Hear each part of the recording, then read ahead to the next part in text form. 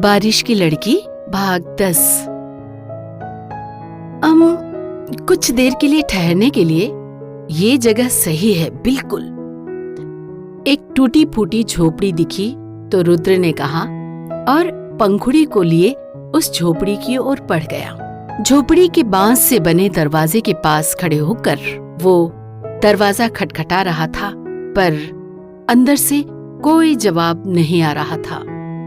आसपास जंगल से भेड़िए की आवाज आ रही थी, जिसे सुनकर पंखुड़ी ने डर कर रुद्रवीर की बांह दोनों हाथ से थाम ली। क्या हुआ बेटा? रुद्रवीर ने उसकी ओर देखा तो पंखुड़ी ने आसपास नजरें घुमाते हुए ना में सिर हिला दिया। तभी दोबारा से भेड़िए की आवाज आई। अब की बार 3-4 भेड़िए साथ में शोर कर रहे थे, जिससे डरकर पंखुड़ी ने अपना चेहरा रुद्रवीर की बाह में छिपा लिया।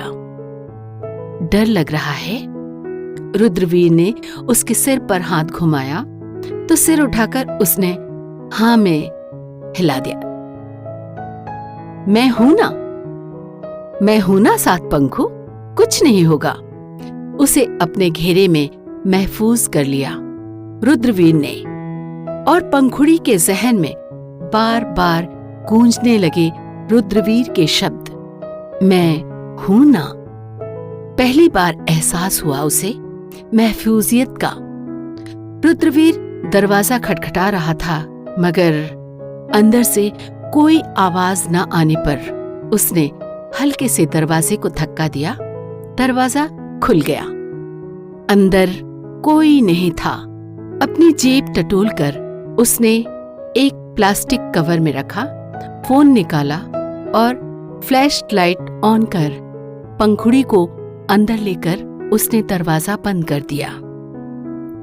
ये फोन पकड़ना जरा। उसने फोन पंखुड़ी को थमाया और फ्लैश लाइट की रोशनी में नजर उस टूटी फूटी झोपड़ी में घुमाई।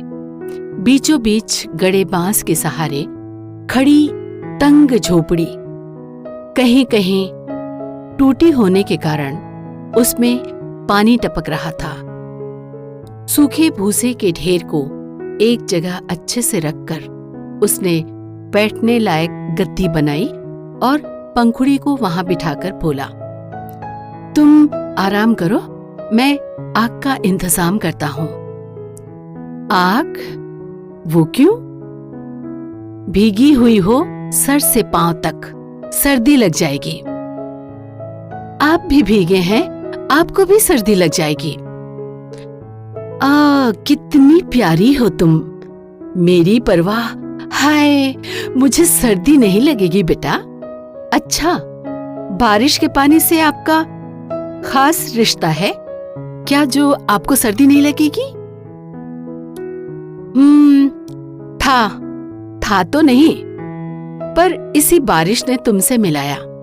तभी तो ठीक ऑफिस से निकलने के वक्त बारिश शुरू हुई और मुझे निकलने में देर हो गई। जिस बारिश से चिढ़ थी वो इतना भाग गया कि अब सारी उम्र भी बारिश में भीगना पड़े तो खुशी होगी मुझे। देखो ना, इत्तेफाक तुमसे मिला अजनबी की तरह, तब भी बारिश गवाह थी, और अब जब तुम जीने की वजह बन गई तब भी बारिश गवाह है। कुछ भूसों को इकट्ठा करके रुद्रवीर ने जेब से लाइटर निकालकर उसे जलाया। वहीं उसकी बात सुनकर पंखुड़ी खामोश पड़ गई। इस वक्त वो किस कैफियत से गुजर रही थी ये समझना जरा मुश्किल था। जब से होश संभाला, खुद को कोठे की उस 4 दीवारी में पाया। वहां से जबरदस्ती चौधरी की हवेली में लाकर पटकी गई और फिर किसी रक्षक के मानिंद रुद्रवीर से मुलाकात हुई, जिसने उसे एक मुलाकात के कारण आज उसे बचाने के लिए अपनी जिंदगी तक दांव पर लगा दी और उसे उस नर्क से बाहर निकाल लाया। अब इस पर खुश हुए कि बाहरी दुनिया से पूरी तरह अनजान मासूम पंखुड़ी को एक साथी इतनी मोहब्बत करने वाला आशिक और हिफाजत करने वाला रक्षक मिल गया है, या रोए कि अब चौधरी उसे पाने की कोशिश में रुद्रवीर के जान का प्यासा बन बैठा होगा। अजनबी था रुद्रवीर उसके लिए, मगर फिर भी एक अनूठा राबता दिल में हलचल करता है। कोई रिश्ता नहीं है, मगर फिर भी रुद्रवीर की मौजूदगी भर ही काफी हो जाती है उसे डर के साए से महफूज करने के लिए। रुद्रवीर का सिर पर हाथ फेरना उसे किसी अपने के होने का एहसास कराता है। क्या नाम दे, क्या नाम दे इस रिश्ते को, किस नाम से पुकारें इन एहसासों को? मोहब्बत? पर क्या उसे इजाजत है मोहब्बत करने की? वो जिस जगह पली बढ़ी है, वहां आए दिन उसके हुस्न पर कितनी ही नजरें मर मिटती हैं, पर उन रेंगती नजरों के लिए जो घृणा पनपती है उसके मन में, वो रुद्रवीर के लिए क्यों नहीं? रुद्रवीर का उसकी ओर देखना, हक से उसका हाथ थामना कभी उसे असहज क्यों नहीं करता? अजीब सा एहसास होता है उसकी छुअन में, बड़ा मीठा सा सुकून महसूस होता है उसे, जो रूह को तृप्त कर जाए।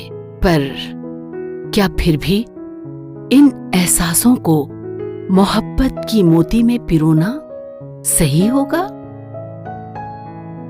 कहाँ खो गई पंखु?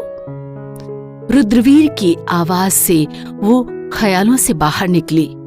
खुद पर महसूस हुई रुद्रवीर की मोहब्बत में सींची नजरों की तपिश गंदगी नहीं थी उन नजरों में, पाक साफगी का एहसास करा रही थी वो नजरें। उस तपिश में झुलसकर उसकी पलकें उठ ही नहीं पा रही।